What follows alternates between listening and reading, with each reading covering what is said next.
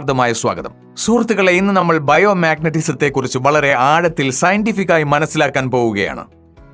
കാരണം ബയോമാഗ്നറ്റിസത്തെക്കുറിച്ച് പലർക്കും അത്ര അറിവില്ല. ലോകത്തിൽ പലർക്കും ഈ മാഗ്നറ്റിസം എന്താണെന്ന് പോലും അറിയില്ല. അറിയാമെങ്കിൽ തന്നെ അത് പരിമിതവുമായിരിക്കും. കാരണം ഈ മാഗ്നറ്റിസത്തെക്കുറിച്ച് മനസ്സിലാക്കാൻ വളരെ ബുദ്ധിമുട്ടാണ്.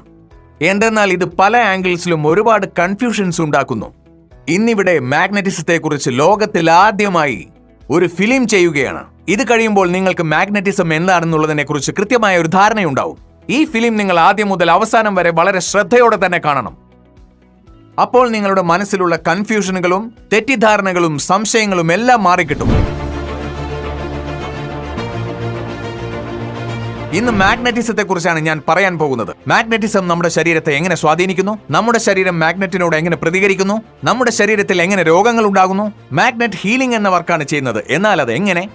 ഹീലിംഗിനായി മാഗ്നറ്റ് എങ്ങനെ പ്രവർത്തിക്കുന്നു, എന്താണ് ബ്ലഡ് സെൽസ്, എന്താണ് ബ്ലഡ് സർക്കുലേഷൻ, എന്താണ് ഓക്സിജൻ, എന്താണ് അയൺ, എന്താണ് ഹീമോഗ്ലോബിൻ, ഇങ്ങനെയുള്ള എല്ലാ ചോദ്യങ്ങൾക്കും ഇന്ന് നമുക്ക് ഉത്തരം കിട്ടുന്നതാണ്. ഇനി നമുക്ക് പഞ്ചഭൂതങ്ങളെക്കുറിച്ചും മനസ്സിലാക്കാം. നമ്മുടെ ശരീരം പഞ്ചഭൂതങ്ങളാൽ നിർമ്മിക്കപ്പെട്ടതാണ്. എന്നാൽ അവ ശരീരവുമായി എങ്ങനെ പ്രവർത്തിക്കുന്നു, നമ്മുടെ ശരീരത്തിന്റെ പ്രവർത്തനം എന്താണ്, മാഗ്നറ്റ് ശരീരത്തെ എത്രത്തോളം സ്വാധീനിക്കുന്നു, ഇതെല്ലാം സയന്റിഫിക്കായി തെളിയിക്കപ്പെടുകയാണ്.